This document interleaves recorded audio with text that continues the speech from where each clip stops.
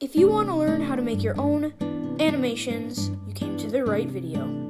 All you need is a minifig or any other thing. You could also use clay and really any other thing that you could think of.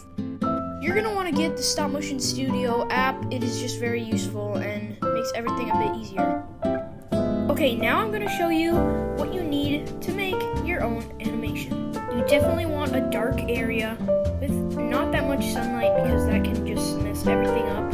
And yeah, you're going to just try to make it as dark as you can, and it's really helpful. You're going to want your Stop Motion Studio app pretty much level to the ground, like it's shown. So it's not really going to be that level, but you're also going to want your base plate to be stuck to the ground so it doesn't move while you're taking the pictures. In my opinion, this is one of the most important parts. You're going to need at least 2 lights, 2 or 3, because it just defines it, it shadows it, it just makes everything a lot better. Now, people aren't really that good at it, but when you're taking your pictures, you don't want to move it like a lot different, because you're going to want to slowly move it, take a picture, slowly move it, take another picture. And it's really just an easy process, but you need to take your time, and it just makes everything a lot better when you're making an animation or stop motion. And you're going to want a button that can take the picture for you, so you don't have to touch your camera when you're taking the picture. It can sometimes wobble the camera, and it might fall over, and it might just wreck how everything was. Mounting putty is very useful because it can make your arms or legs move more than they can, and it's just easier to make animation. And there you go, it just looks a lot better like that. I personally love using this for my animations because you can just go wild with it, and yeah, it's very strong, so don't worry about anything falling off of the mounting putty while you're making an animation. So now I'm going to show you an example of using this mounting putty to make everything a bit more easy. I'm going to stick it to this clear rod here, and I'm going to make it look like he's jumping out, and yes, you can make it so you can erase it, and I'm going to also show you how you can do that. So now I'm going to use the mounting putty and put it on the rod and make it look like he's jumping, and it'll just help a lot. Okay, and here I'm just putting it on it and going to stick it to him. And yeah, I'm going to use my hands to bring it off of the ground. And yeah, it sticks very well, so don't worry about it falling off at all.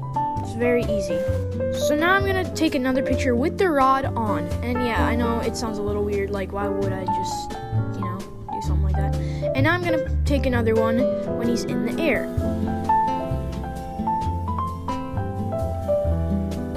And then I do that again.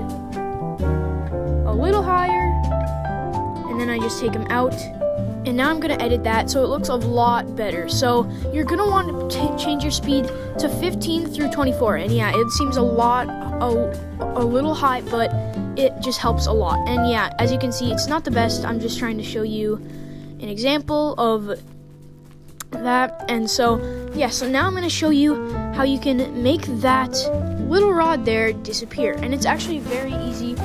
You're going to want to put a photo, so you're going to hit the insert camera button.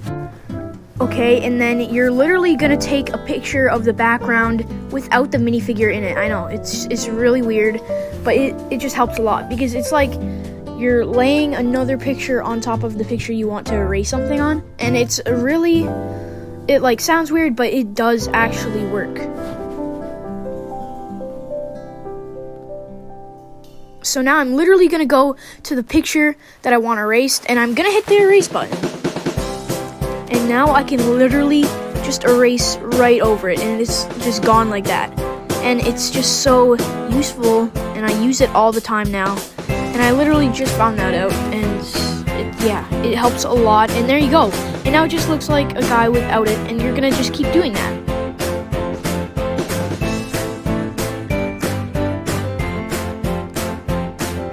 Sometimes it'll look a little off, but when someone's watching the video at that speed, it'll look actually really good. So don't worry at all. And I'm just repeating the process over and over until I have just the perfect frame that I can use for my stop motion. And now I'm going to show you what it looks like now. and I can delete that.